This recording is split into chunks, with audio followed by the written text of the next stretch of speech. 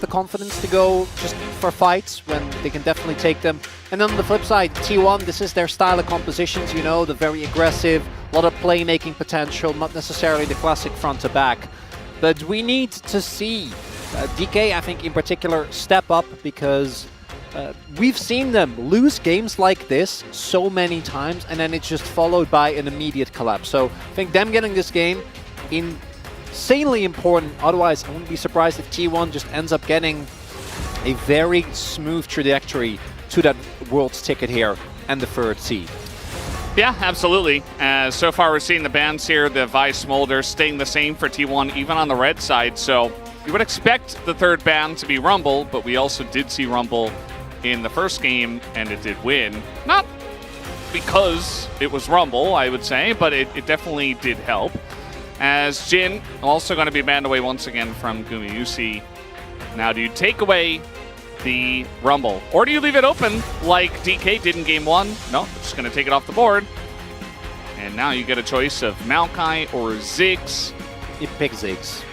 I do think, particularly with the Jin ban, if you don't ban Jin, even though Aiming, I don't think, is a great Jin player, he was actually, I think, one of the highlights of the previous game. I feel like his mastery of the Ziggs had really skyrocketed compared to when we saw it last time. Build was, I think, a little on the safe side, but it was understandable, right? Yeah. Ox didn't even mention it when you know. That's what you know, that Build would have had a whole segment about it if it wasn't okay. Absolutely. And with the Jin ban, I do think that you're also kind of wasting that if you don't prioritize the Ziggs yourself. So this should be Maokai to come through. But again, I think Lucid actually did have a really good first game on it. We'll see if Oner is going to go towards it or not, as the Corki does come through, and Oner will pick it up. It's not the best look for T1. Again, I want to reiterate, I think that Maokai is one of the strongest junglers, if not the strongest jungler on the patch. But both these two junglers look the best when they are the one playing aggression. We'll see what Lucid is going to pick up here into this Maokai, which is a pick that definitely has its weaknesses early on. And what is Showmaker going to pick into this Corki? Because he was monstrously fed and wasn't really able to deliver on it. Tristana does make a lot of sense. We've seen it countless times. This matchup disappeared for a little bit after the nerfs, but it's just still here, Valdez. Is it Nidalee? Is that where we're going? I mean, it's so strong alongside of the Ziggs as well. I like that a lot more. And they're going to go for the Ivern here, so incredible amounts of control. And Ivern is just a very strong jungler in the current meta. I feel like DK are feeling pretty happy with what they're getting so far, although T1, you know, a lot of target bans on both sides, so a lot of very strong picks are going to both teams at the moment. Is it MF again? Guma did not have a standout game. Even with him taking, you know, two of the peak objectives, it's going to be the Jax to come through here. We did see Jax really sharply rise in priority throughout the entirety of the playoffs. Kingen also played Camille last game, so you both caught out that opportunity to set up even further dive, while also having the opportunity to then ban away some of the expected counter picks. But it's interesting to see him so sharply rise in prio compared to where he was at the beginning of the playoffs, where he wasn't really looked at. And the MF, I do think MF Maokai is a really strong combo, so makes a lot of sense to take that away. Yeah, I don't mind that ban. I think that, you know, Guma obviously played pretty well on the MF. I think the highlight of his game, though, in Game 1 was stealing 2 objectives. Yeah.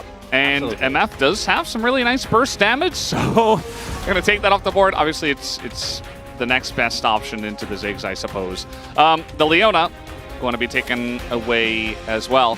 The one thing that worries me is that this ups the chances of Anila just by the fact that AD carries are being banned, and so far for T1, it hasn't been the best look. Did they ban Senna? You can go and the Ashe, okay. Oh, go. I remember that pick. Yeah, I do think Ashe is quite weak. I would have liked a Senna or maybe a Kai'Sa ban more, but not going to be the case. It's going to be the Ashe instead. Guma is smiling. Uh-oh. And we all know what that means. Just playing Sivir. Oh god, no. that sounds like the worst time, Valdez. Hey, run forward with okay. the... oh, they're saving final pick as well. The Guma counter pick. Don't know yet what he is going to pull out, but obviously are a lot of different picks that he can go toward. Man has a very deep champion pool. Yeah. And I mean... Oh, I like that. Yeah, I think the Poppy... Gragas is another that I wouldn't mind. I think the only downside to Gragas is that if you look at what T1 have so far, there's a lot of mobility, right? Generally, you'd like to pick it into stationary targets. That I like a whole lot less. Particularly, I think Kingan's Gragas actually is really, really good. Kingan also seems to hate it based on his zero reaction. Yeah. And I know he's a bit of a stoic, you know, he's always trying to not let the game get to him and try to remain calm throughout everything. Nautilus, he's going to come through here. Nautilus has definitely dropped in priority. It makes sense, as I called it.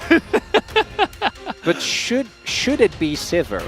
So the thing is, you can deal with the bombs in the 1v1. Also, you've got Jax, Maokai, and Alistair. You really enable your engage a little bit more with that, and it can scale really well as well. It's not meta, but in terms of what the champion does, it feels like it kind of goes well. It can clear waves pretty well as well. You can try to deny Ziggs some push. There weren't a lot of great options, Chronicler. No, I do agree. I'm just... Sivir to me is a champion like Xayah where I'm like, I think the lack of lethal tempo is really rough for her, right? With how short her attack range is.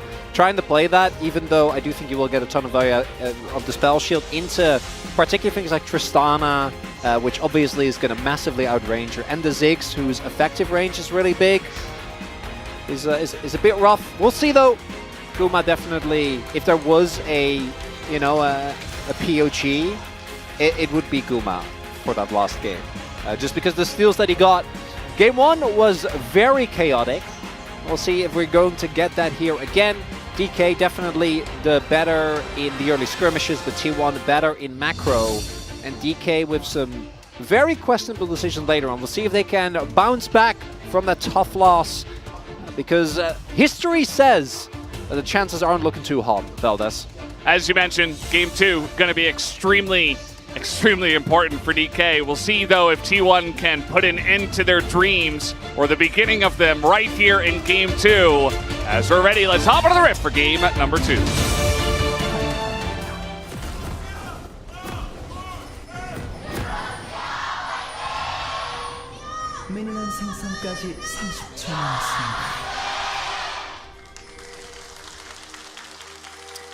And we're starting off with a little bit of action here. Gonna force him to start with the Valkyrie.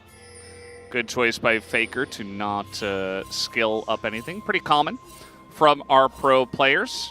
And that is going to weaken his level 1, though, which makes things a little bit easier for the Tristana. Yeah, big win for Showmaker.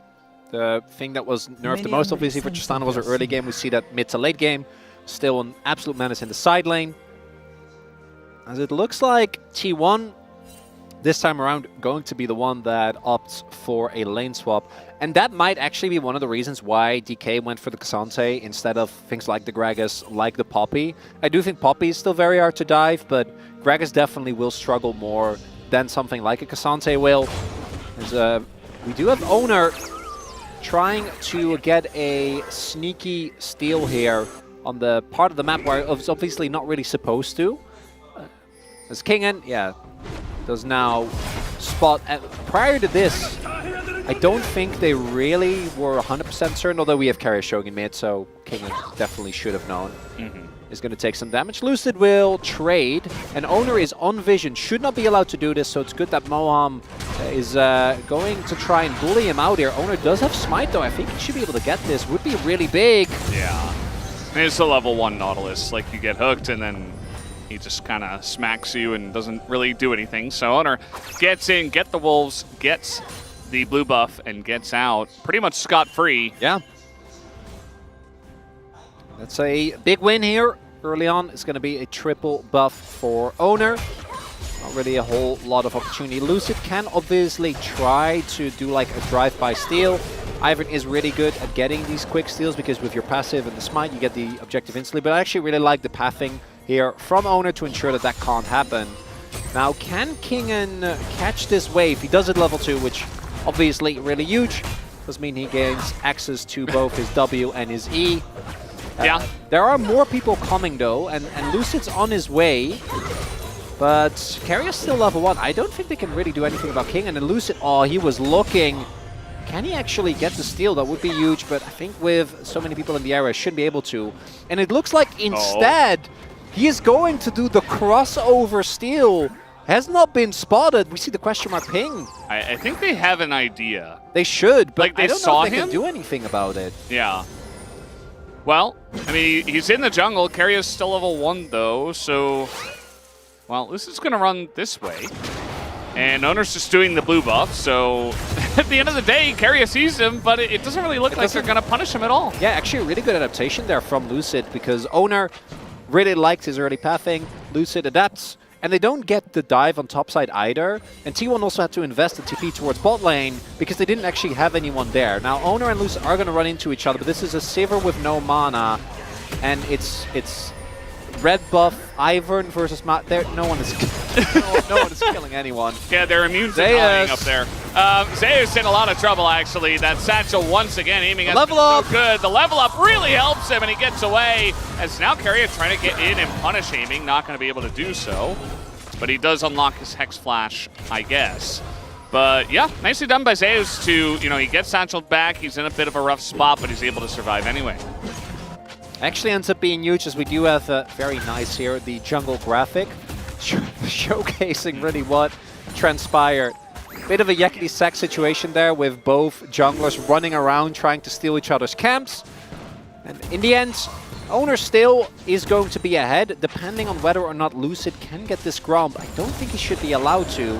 With Keria showing in mid though, that might be the opportunity that he needs, and that should still be favorable as, possible punish onto Guma. It was another excellent satchel angle. I feel like if nothing else, aiming has become a satchel master. Yeah. Generally you want to hold on to that and be a little bit passive with it if you're in danger, but if you're not, then obviously you can find these really awesome satchel engage angles of a sort, or just follow up on great engages from your Leona/Nautilus in this game. Do want to highlight that Lucid, very proactive on the early map, and was able to get the summoners of Guma just now is Moham, no flash. Yeah, he's in a bit of trouble here. 3-on-1. I mean, aiming is there, but he can't really help him out too much. There's the shield from the Ivern, and another satchel, but it's a flash forward. Here comes Showmaker, the collapse coming in. Guma in a lot of trouble. Keria desperate to try to save him, and Guma will be able to get away. Keria getting extremely low. The ult comes in, and Showmaker nearly picking up the double, but will only get the single for his bowling tries, as once again we're starting off chaotic in this game number 2. Right from the get-go, a lot of summoners being blown across the board. I think you take that trade if you're DK. You got a kill onto your Tristana, whereas for T1 it's on Maokai. So that's going to feel great. Yeah, but they didn't win the game when their Corki was 8-0 in the last one, Chronicler. I have no retort to that, Val. Maybe they should get kills on there. Get kills on what? Like on Lucid? The item power Ivan does spike really hard on like 2 items, but in a very different way, right? As I'm not even gonna actually talk about the Tristana, because I feel like everyone that's watched LCK knows Tristana with grubs. It's very good. It really adds a lot of. How about Ziggs with grubs? Also very good. This time, though, it is DK that is able to take these early grubs, and T1 is going to immediately answer. As are we actually swapping so that our Ziggs can get max plates? Because I love that. Very happy about it. And only Zeus is going towards the top half of the map. There isn't really a response from T1 yet. It's going to take a while to get this bot lane wave shoved in. So they can definitely go for a dive here with Lucid there as well. And yeah, he has realized that this is the case. And they should be able to pick up first turbo out of the back of this. So you get your 3 grubs. Yep. You immediately pressure top lane with your Ziggs. The wave still isn't pushed in bot either, so you're not giving up anything there just yet. You already got 2 plates in bot with a swap. King should just already be backing at this point and just run back to bot lane. Yeah, also give all that plate gold over the Ziggs, but instead they will just split it. They're going to just keep going.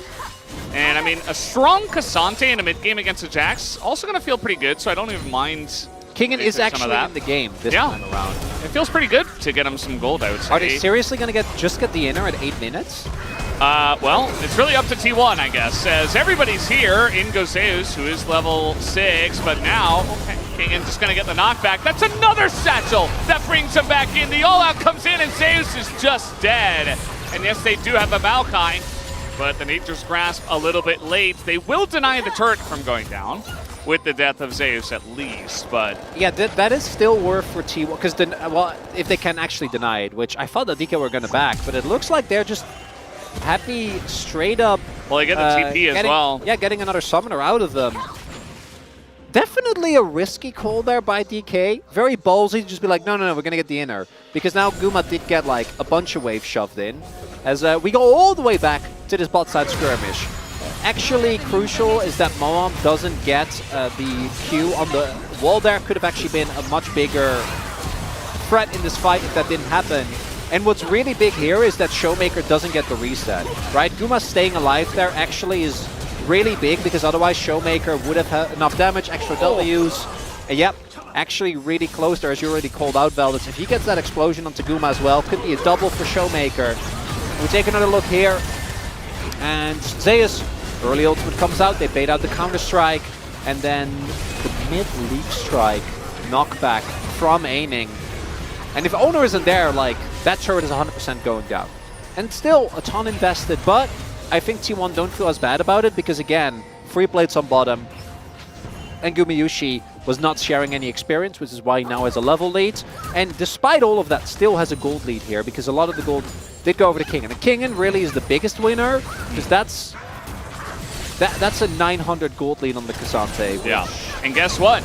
You don't have to stop there. You've still got over 4 minutes to just get more plates and maybe even more turrets. They don't get the inner and top, but just going to group up in mid, take down another plate. I feel like they're going to look maybe for the top inner after all of this, but I feel like they could have just grouped bot as well.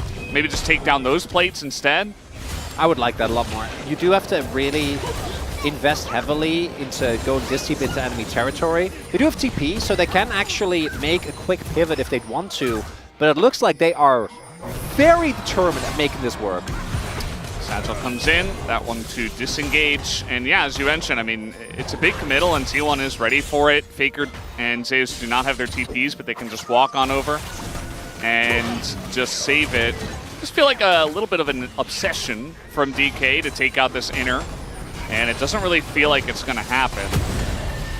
Also, we've got this this lane going on, Kingen versus Guma. K'Sante versus Sivir in the bottom lane. As now we get engaged here, Moham in a lot of trouble. He might just die. The TP is coming in. As down goes Moham, flash away from the root, and a TP from Guma. As they were thinking about maybe trying to turn that if DK stuck around, but it did not happen. Should be the Grubs though, and I would really wish that DK would just turn and play for Grubs, or that bot side turret instead, because they keep trying, and like it's actually their gold lead is dwindling, because they are so hell-bent on trying to get this top inner. Aiming used his satchel to poke, so he can't save Moham here. Yeah, and you see as well the identification from T1. Lucid does force the flash out of the Jax because if he does get hit by the root, he will end up going down. And the Grubs still go over. So I think DK needs to kind of chill, okay? DK, you got the outer. There is a 3-plate bot lane turret and a dragon spawning very soon. Imagine Lucid also has gotten a good amount of gold, so after these Grubs, I imagine we'll be looking to get a base in. We have Luden's done, we have the Blade done as well, and again, a really tanky K'Sante. So there should be an opportunity here for DK to get themselves an early Drake. It's the exact same 2 dragons that we had last time. A lot of powerful Drakes here is Oner. He's going pretty deep for this one. He does have a lot of support, but that is a decently fed Tristana with 1 item. That's the work already finished. And yes, does get the ult out of the Nautilus, I believe. And just going to stop this, but it's kind of funny that T1 are getting so many plates themselves. Like that big swap on the map this entire game. They already have 4 plates in the bottom lane up against the Ziggs. And Guma's up 27 CS onto aiming. Moham doing his best to deny as much vision as possible. And now we have Guma and aiming just trading waves in mid. Hook comes through. No ult, obviously, but just poke alone is still going to be good. And both Faker rather has his TP. Kingan does not have his teleport available, so T1 can actually play quite aggressive here. Yeah, they're definitely doing so, but at the end of the day, Oner's going to use his ult. Doesn't get much. I think if Kingan can keep a close eye on Faker... Oh, the flash from Keria. He wants to punish Boham here, who's just going to flash away himself, and that's Unbreakable Will now gone from Keria. So trying to make a big play doesn't really amount to too much yet again. And DK have control over the river for now. As Lucid, standing still, I imagine microing Daisy, which is a very, very draining task. Very difficult, Which yes. is why we don't often see it from LCK junglers, unfortunately. Essence Reaver, done here for Guma. This turret obviously should go down. Aiming is backing, and then I imagine TPing in. Yeah. I mean, they're not going to get all the plates. I mean, they might be able to. 10 seconds. A wave. Showmaker really wants it. But, you know, you could have just grouped down there as it's... Oh! Can he do it? Oh! He did it! 13:59. Got that final plate. That well was a done, photo guys. finish, Valdez. I didn't think it was going to happen. 10 plates! I didn't think it was possible. I didn't think they were going to do it. 11. Oh, not even close, says Aiming. We should trust him. After that okay, that offensive satchel was a bit much. And also, given... And Ziggs, it's really hard to dive into the enemy team, okay? Mountain Soul again. It's just the same. Is our rift broken? Well, it's not Chemtech, so I'm not going to complain. Maybe we should refund it for a different rift. Maybe going into Game 3. A lot to see about the refund policy. Aiming is, he's very good at using a satchel. His angles have been amazing, but he keeps on using it very aggressively. So we'll see if that comes back to bite him again. Killing Mo, well, it didn't bite him, it hit Mohawk. Yeah. Unfortunately. Who is framing an extension of himself. Obviously.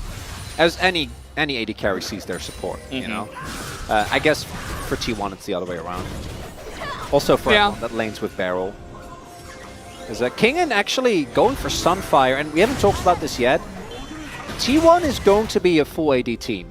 Showmaker gets the buffer very nicely. But they have some magic damage, right? They have some true damage with Corki, but Kingan is going to buy only armor items, and he is eventually going to be nigh unkillable, particularly when you add the Iron on top of it as well. And you see already the fact that you are winning in side lane. Obviously, Zeus will eventually be able to do a lot more, but if Kasante stays ahead, that's going to be very late in the game.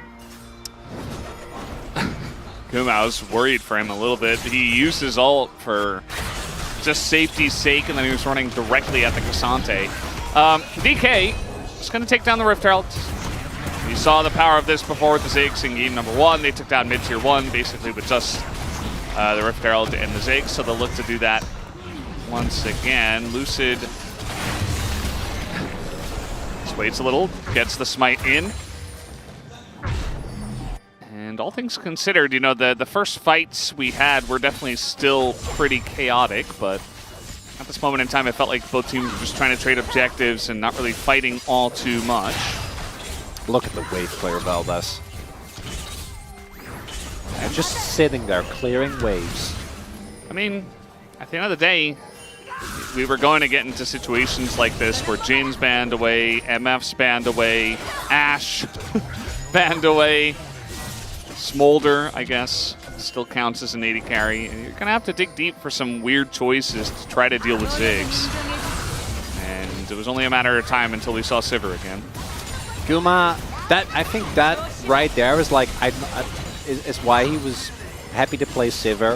It's like, I'm not getting satcheled into hooked, into murdered again. I'm done with this. I don't wanna deal with it.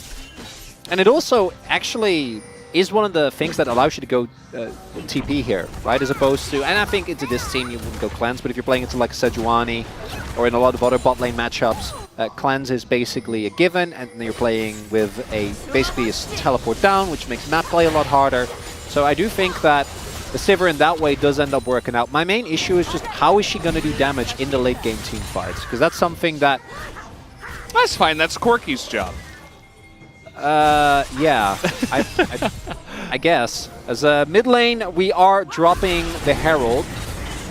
That worked out great last game, right? Yes. VODS. Yes. Touch comes through. Not going to be too What is crazy. that Satchel about? What are we doing with that one? That's fine. Didn't look like they were going to be able to commit to taking it down anyway, so just a Rift Herald. This is a very different game. The pace is a lot lower. Yeah, they got their nerves out. They fought it out. It was gruesome. It was back and forth. It was crazy. And now we're just kind of taking a little nap. Just waiting, you know? It's the after dinner. Everybody's nap. farming up. Yeah, I'm just... After how last game ended, I'm worried that what I think what we will get is a cool 5v5 at some point. Inevitably. When you have, you know, the Ivern composition, and then the Maokai and the Alistair. But maybe we never get that again, and it's just both teams making macro calls, and then like some team just gets Baron for free, and then nothing happens. I don't know, the last game felt like a fever dream, Vel. That's like between the Elder for Nexus, but in a bad way, and the Guma getting to objective. One of them made sense, but the other one was a little bit egregious. Yeah. It did happen, though, and that's where we end up in this one. It kind of makes the whiplash a little bit more severe. This is a lot more classic. And DK, I think, for them, slowing down the pace of the game, definitely a good thing. It should allow them to set up a very early, or a second Drake, rather. Actually, Drakes have been very low pace here. Been a lot more focused towards I think the top lane, like 5 minutes of we are going to get the inner, really delayed the dragon taking, and also the inner is still there, Velda. It's not been taken as of right now. TP coming in from Showmaker. Those have 2 items here. Faker, crucially, doesn't have his transformation just yet, so Showmaker should be a whole lot stronger in this fight. Same for Kingen. And at the end of the day, this is going to be the power that this comp offers you. You set up some brushes, you've got a Ziggs, and you move forward, and you take objectives, you take turrets. And that they did. Are we not playing for Dragon? Oh, well, the deep TP. Okay. But they see it coming a mile away. Can just ult him away. So Zeus going to zone them out, I guess. Lucid could try to get in there, but now he's getting engaged on, thrown over the wall by the Alistair, and trying to flash over is Oner. Gets himself into an awkward spot. Kingen on the flank into 3, and he's just so tanky. They're trying to take him down, and they might be able to. They finally do. Kingen going a little bit too deep, as Oner will have to pay the price, but I think G1 should get out of this one ahead, as finally Oner will go down. And now Zeus getting kind of caught there by the Satchel once again, aiming so good with those. A double kill going over to Showmaker. Keria, the flash is so good. And Indy goes once again. Guma on the chase. And now Faker trying to punish him. Will take out Showmaker. Will not be able to take down aiming, but at the end of the day, looks like just barely T1 take the win in the team fight, and they get the Drake. There's the chaos that we were expecting, Veldes. A lot of stuff happening there. And I think we really need to take a good look at the replay to really get a feel for everything that was happening. There were some skill shots that just were being made. Soak it in. So Lucid is trying to contest, ends up flashing over the wall, making it out thanks to the shield as hold up. Yeah, we're not done. Faker's just, I guess he's just going to go down. Yeah, taken out. That is the secured kill going over to Kingen. The shutdown. It's another situation as well of Showmaker just, if he was like 2 seconds earlier on the reset that he got onto Oner and he can rejoin the fight a little bit earlier, I think that it's actually playable. But that's not what ended up happening. So TP comes in. DK definitely want to take the fight. Really nice start from Keria, but then Moam does a really good job of actually denying access. And then Kingen at this point, insanely tanky. But crucially, Oner and Keria both are really, really beefy. And Showmaker actually, as you can see here, needs a good amount of time, meaning that they lack that damage to immediately kill Zeus. And this is where things get a little bit crazy. Zeus ends up going down. And then everyone here is very, very low. Showmaker finds the flash, but then jumps Trying to get out. I imagine Faker flashes, misses the rocket, still ends up getting out alive until this happens. He just Okay, so it's just well. It was fine until the Valkyrie forward. You TP in, you secure the turret, you know, you take that down, you Valkyrie away, you're fine, but didn't need to happen. There's a lot of that here, VODS, and when all's said and done, the gold's basically even. T1 are up a dragon. What does it mean? I don't know. I'm kind of losing my mind. Yeah. Well, when you're losing your minds, we can go back to old reliable. Let's discuss some Ziggs builds, because this time it's all about the damage. There is not a defensive item in sight. He has gone Leandri's second as well, which is just more damage than Horizon Focus almost all the time. Full marks, right? For yeah. And not even finishing a Seraph, but instead going for early Void or Crypt Bloom. There's just no way that this comp ever has threat onto him if he positions correctly. He doesn't satchel forward. Yeah, so if you go Leandri's into Void Staff, then the Maokai even feels a little bit squishy. And you've already got so much upfront damage from the Petristana in the AD department that if T1 do not blow up those carries, they will take over the game. Especially with a build like that. Next Drake is spawning already in about a minute, as we do see damage dealt by aiming, courtesy of the build, I do imagine, and also him being, as you mentioned, very, very hard to touch. Looking at the spikes, Faker has now hit that 2.5 spike, got his full stacks on the Jack of all trade. King, and I imagine going for the Jack shows next, already has a ton of armor, 220, so once he finishes Jaxos, gets that extra MR going, gonna be even harder to get through. Guma will be building towards armor penetration, so it'll be a little bit better. Jax also, as this game progresses, now 2 items hit for Zeus, is gonna become a big problem for DK if he can get backline access, because you can actually poke him down, but in the immediate fight, so much of your damage is going to come from Showmaker, right, who obviously is going to have a really hard time into the Jax, and aiming needs some time to whittle him down. The AoE reduction on Counter-Strike, I think, particularly very valuable, combined with the ultimate, giving you even more resistances, as every time I see that satchel go forward for damage, I get a little bit scared, VODS. Yeah. They do have a prio, though, towards the river here. Should be aware that Zeus is on a flank, but they have learned from last time. Just do Baron here. Well, DK have learned. They're not actually investing everyone. This Keria is on a bit of an awkward spot. TP coming in. They are looking for the fight here. Ooh, nice Bramble Smash there from Oner. And now you've got the flank TP. The satchel going to be used onto him, but it doesn't matter because Voham's already dead. Just gets caught by the Maokai. Down will go Daisy. And that's going to take some power away from the Ivern. But T1, they get Boham, who did have his flash, didn't find a way to use that in the last one. And everybody just group around the Sivir and attack one target. You've got enough damage. There's still a Ziggs, so T1 taking a bit of a risk here. Keria spotted. Yeah, DK really needs to get some vision in there. They get the control ward. They see, okay, it's not really close to going down just yet. Zeus and Oner so low already, and it looks like T1 will abandon the dreams of an early Baron this time.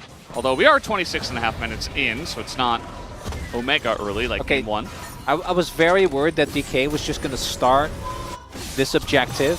Just take the inner. Take the dragon. Oh yeah, there's the dragon. There is the dragon. The dragon is still up, VODS. Why? They're doing it. They're doing the thing. Okay, but it's great. It's great. It's great, VODS. They're getting the dragon. Baron is still available, but there is TP available for Showmaker. So I am. Oh no, they're TPing. They're just doing Baron again. Okay. I think this is a little bit too slow, though. And this time, DK does really know this is going on. So I do agree. And they actually invested double TP. So maybe T1 feel a little bit prized into this. They're just gonna start it. Okay. They have an insane amount of damage with Jack, Sivir, and Corki. And there's no vision on the objective right now. Here comes Boham. TP coming in, but the Maokai is just going to zone everybody away. So there it is. Boham in the front line. gonna be burst to smithereens, but we've got Kingen in the backline. Moham's still alive, actually. The catch on a Showmaker as he hops over the wall. First kill goes to Zeus. Kingen in a lot of trouble.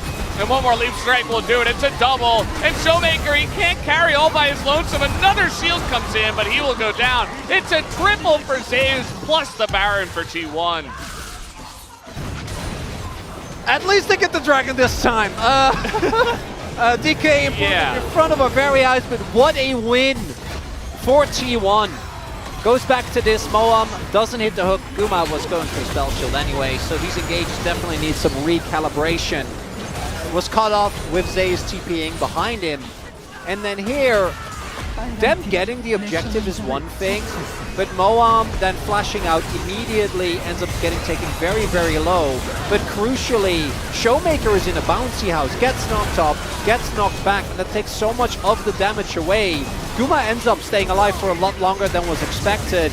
And then even with the Ivern attempting to keep him safe, Showmaker has already taken so much damage at the beginning of that. Guma, even though he did end up going down, still stalls for a good amount, and there you see in the longer fights, the Jax actually does get a ton of value.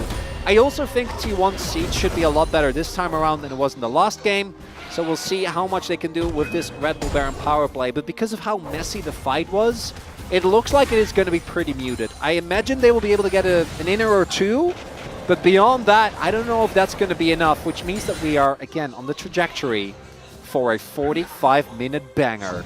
Banger used literally in this context. Yeah. You know, I'm not sure if we're going to get an Elder Flip this time around, especially because both teams have two Drakes. Should be greedy. Oh, I'm getting in there. Big engage on Oner, but he's just so tanky. Do they have the damage to take him out? Very nice satchel once again. Naming will eventually get the kill. So they take out Oner.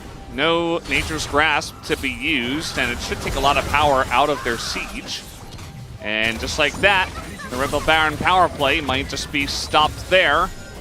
Although Guma continuing to put on pressure with the Sivir.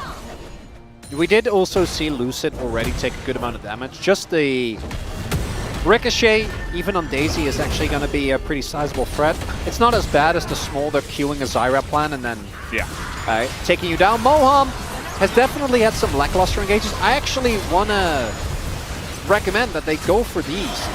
Engaging onto a Sivir, especially when she has Spell Shield up, is just not going to work. Even if you get the hook, she's not CC'd. She can just walk it off, can ult out. And you have so much damage available here on DK with Showmaker and Aiming both being very, very well fed. Crypt Bloom's done. You got Lord Doms. So the tankiness doesn't actually mean that much in the grand scheme of things. So engaging onto Oner in particular, even onto Zeus, if his Counter-Strike is down, I think it's going to feel a lot more fruitful than trying to keep getting the Guma. On the flip side, if Guma just sits in the fight and gets enough autos off, that is also going to be a pretty big problem. Has IE done now? I imagine going for Rapid Fire next as Mortal Reminder, so the front line of DK definitely not going to be feeling as safe as they did in some of the earlier fights. And there it is. There it is, indeed. And they're just going to be shredding through that front line. It's going to be pretty insane, the damage that they do have, especially with the Jackson, a really good spot. Did pick up the Zhonya's. Just a little bit more staying power, especially if you get a bit wombo comboed. You can avoid a bit of Ziggs damage with that. Feels pretty decent, but kind of hitting 2 items and then going for that means he's going to basically be unkillable unless he puts himself a little bit too far forward. And T1 just playing things safe after their Baron power play. They're trying to just control the vision around the Drake. Farm up, as you see Guma very far ahead of everybody else in the game, including Faker there in second place. And T1 just slowly looking to stack up some Mountain Drakes. We'll see if DK will have any kind of angle into this fight. Infinity Edge done for Showmaker. That's an insane spike of damage. Main thing is going to be his positioning. There is a lot of threats on T1 that can lock him down. Oner, Keria, Zeus can even threaten to just straight up murder him as they're trying to get into this objective. Will they be able to? Daisy is doing some scouting here. Zeus is on the flank. Yeah, I mean, Zeus on the flank plus the Maokai makes things very difficult, but Zeus is getting pushed away. The Drake does go to T1, though, so they might have to sacrifice their top laner for it. Zeus looking to turn this one around, goes into Zhonya's. And now just trying to hop away, has to flash the hook. Kingen once more, but okay, there's the all-out onto Keria. Just going to get the headbutt in. It doesn't look like T1 wants to fight this one. That's a double knockup, though, from Kingen, but he's just getting shredded. Look at that damage from T1's comp. Down will go the tank, and in goes Keria again, just to, well, die. The hook? There's the hook. Very nice from Moham. That might just catch Faker here, as he is all alone. The rest of the team just on the run, but the resets are coming in for Showmaker. Flash. He's got the flash. That's another kill, another hop, another one on the cards. He takes down Guma, and now he's looking for Oner. I think they could end. Might just be the... They have a wave. Okay, they're going to try to go bot. Let's see how it goes. You have Ziggs and Tristana, like we're very close to the base. Is that how it ends? Really? Well, they did Mountain Drake, and that was just a bit too much. They couldn't get away.